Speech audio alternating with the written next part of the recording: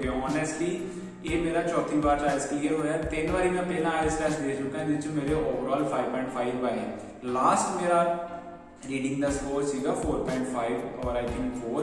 देख सकते हो मेरा हुण रीडिंग दा स्कोर हैगा वा 7 ते राइट लिसनिंग च मैं स्कोर किया 7.5 बैंड। मेरी इस वीडियो बनाने का सिर्फ एक ही और पर्सनली एक मकसद है कि जो स्टूडेंट्स हार मान बैठे हैं, जो स्टूडेंट्स को आई वुड लाइक टू से इन पंजाबी, जिन्ना स्टूडेंट को लगता कि उन्होंने कोई भी नहीं सुनता, ना उन्होंने घर दे सुनते हैं, ना उन्होंने दोस्त उन्होंने समझ पा रहे हैं, ना उन्होंने टीचर उन्होंने समझ पा रही हैं, लेकिन उन्होंने मन के विचार है कि उन्होंने आइल्स करनी है, उन्होंने बाहर जाना, उन्होंने अपना ड्रीम पूरा करना ही करना। मैं उन्होंने कहना चाहूँगा कि प्लीज़ एक बारी मेरे बारे कहन से इतने सेंटर च आओ। अचयूज सर जिन्होंने मैं स्ट्रॉन्गली रिकमेंड करूँगा, शानी मैम, उन्होंने आके गल करो, चाहे तुम मेरी रिकमेंडेशन भी पा सकते हो। तुम आके एक बार इन्होंने अपनी स्टोरी दसो, नो मैटर तुहाडे किन्ने पिछले रिजल्ट्स आए, कितनी बार तुम आइल्स टेस्ट दे चुके हो।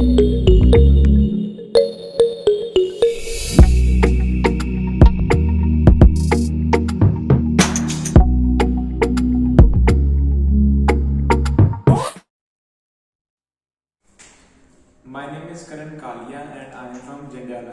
हर जो बच्चा टाउन में पला हो या विलेज से हो, उसके मन में एक होता है कि यार मैंने जो आइल्स है वो किसी बड़े इंस्टीट्यूट से करनी है, जहाँ से बहुत अच्छे इंटेलिजेंट टीचर्स हों, फैकल्टी हो, और जहाँ पे इंफ्रास्ट्रक्चर बहुत ही अच्छा हो, जो मैंने अपनी स्कूल टाइम में ना देखा हो। तो वैसा ही ड्रीम मेरा था।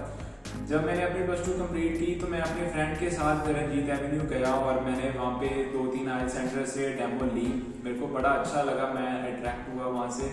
तब मैंने एडमिशन भी ले ली एक सेंटर में, जिसका मैं नाम नहीं बताना चाहता। इसकी फीस थी मोर देन 10,000।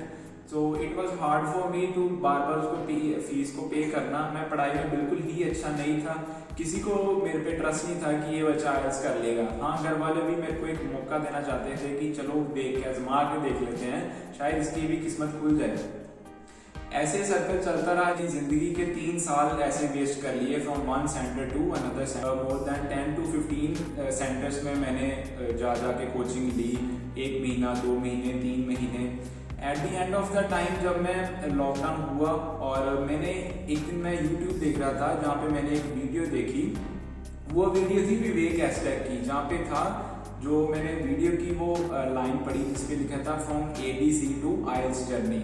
मेरे को वीडियो बड़ी अट्रैक्टिव लगी। मैंने वो वीडियो देखी, वहाँ पे विवेक सर थे, उन्होंने वो एक लड़के का इंटरव्यू ले रहे थे। उसमें उन्होंने बताया कि कैसे उस लड़के ने मेहनत करके 1 साल में उसकी आइल्स की जर्नी को कंप्लीट किया, और उस लड़के पे किसी को भी भरोसा नहीं था, not even his family members. फिर भी उस लड़के ने आइल्स की, सभी उसका मजाक उड़ाते थे। उसने पहले टेंसेस सीखे, फिर उसने सेंटेंस फॉर्मेशन सीखी, धीरे धीरे करके उसने at the end of the time उसने आइल्स में 7 में लिए। तब मेरे को ये लगा कि हाँ, अगर कोई मुझे आइल्स करवा सकता है, तो जहाँ अब मेरा मन है जाने का, तो विवेक एस्टेक सेंटर ही मैं कोचिंग लूँगा।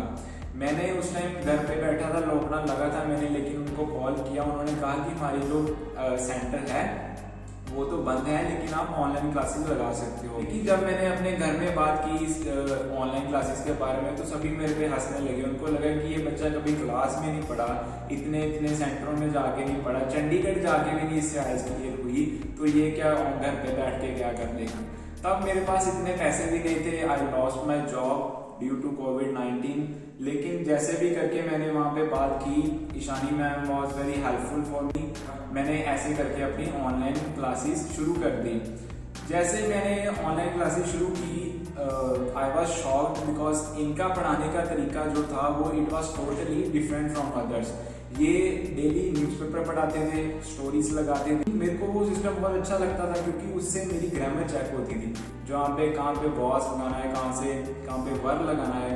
ऑनेस्टली मैं सिंगापुर से भी हो आया था, इट वॉज 2019 जब मैं वापस आया था। मेरे को ये भी नहीं पता होता था कि हैज़ और हैड में क्या डिफरेंस होता है। आप ये चीज़ से अंदाज़ा लगा सकते हैं कि मेरा इंग्लिश का लेवल क्या था।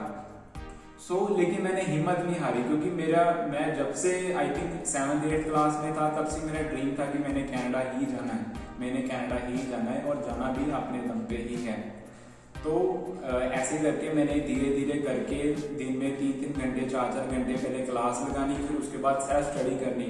Ashu sir was very helpful for मी। उन्होंने कभी भी मेरा हौसला नहीं टूटने दिया। जब भी मेरे को लगता था कि यार मेरे से नहीं होगी, जब भी रीडिंग मॉड्यूल आता था मेरे से होता था कि यार मेरा तो सिर दर्द हो रहा है, मैं नहीं कर सकता, ये कैसे होगा। 40 में मेरे हमेशा 15-13 इतने ही सही होते थे। लेकिन सर ने मेरे को बताया कि कैसे आप 1 घंटे की रीडिंग करके, इट इज़ योर जॉब कि आप उस रीडिंग को 1 घंटा दोबारा फिर लगा के जो आपके क्वेश्चंस गलत हुए हैं उस क्वेश्चन को आप देखो, कहाँ गलती हुई है उसे दोबारा फिर करो। अगर आपके ज़्यादा गलत होते तो उसी रीडिंग को दोबारा करो, ना कि आप कोई और रीडिंग करो, कोई और लिसनिंग करो। For listening it was same. फायदा नहीं है 2-2 लिसनिंग करने का, 3-3 लिसनिंग करने का। पहले तो आप उसी लिसनिंग को दोबारा अच्छे से आराम से बैठ कर दोबारा एनालाइज करो। Analyse is the most important part in IELTS. मैं तो यही कहना चाहूँगा कि अगर कोई भी 6 लेना चाहता है या जो अपने बैंड स्कोर इंक्रीज करना चाहता है, मैं यही कहना चाहता हूँ कि प्लीज़ उनको एनालाइज कीजिए जो भी आपकी परफॉर्मेंस है। स्पीकिंग में मेरे 5 और 6 के बीच में ही रहते थे। कभी मॉक टेस्ट में 5.5 आ जाते थे, कभी 6 आ जाते थे।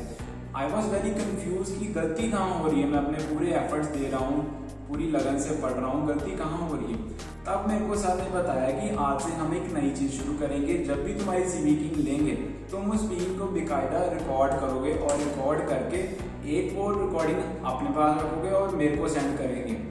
तो मैंने रोज अपनी स्पीकिंग करने के बाद, मेरी रिकॉर्डिंग आई थिंक 15 से 20 मिनट की होती थी। रोज स्पीकिंग करने के बाद मैं उस स्पीकिंग को एक कॉपी पेन लेकर और रोज उसमें लिखता था कि हाँ अब मैंने यहाँ पर गलती थी। वहाँ पे मैं उसको पॉज कर लेता था, रिकॉर्डिंग को पॉज करके फिर दोबारा मैं फिर सुनता था। And comes to the writing, जहाँ पे सब स्टूडेंट्स को आगे ये लगता है कि टास्क कैसे करें, टास्क 2 कैसे करें, आइडियाज नहीं आ रहे। चलो हर सेंटर की अपनी अपनी थ्योरी है पढ़ाने के लिए, लेकिन मेरे को जो लगता है, मेरा 3 साल का जो एक्सपीरियंस है, मेरे को ये लगता है कि विवेक एस्टैक का बहुत ही यूनिक तरीका है आइल्स को करवाने का, स्पेशली फॉर राइटिंग यहाँ पे विवेक सर करवाते हैं और जो कि बाकमाल राइटिंग करवाते हैं। उनकी जैसी राइटिंग मैंने आज तक नहीं कभी देखी। ठीक है, उसमें क्या राइटिंग में क्या होता है कि सर जब भी आपको टॉपिक देते हैं बकायदा आपको एक मेथड बताते हैं कि कैसे आपने राइटिंग को वो करनी है। उस राइटिंग का ये मेथड है, जब आप यहाँ पे एडमिशन लोगे तो बकायदा आपको बताएंगे कि किस मेथड से वो राइटिंग करवाते हैं, जो कि बाकी सेंटर से बिल्कुल अलग है। लेकिन जब बात आती है आइडियाज़ की, स्टूडेंट्स कह रहे हैं कि हमें आइडिया नहीं आते, हम कैसे करें, हम ज़्यादा से ज़्यादा ऐसे पढ़े नहीं। इनका एक सबको ये सलाह दे दो, अपने घर पे एक न्यूज़पेपर लगाएं इंग्लिश का। तो मैंने डे 1 से ही न्यूज़पेपर पढ़ना शुरू कर दिया।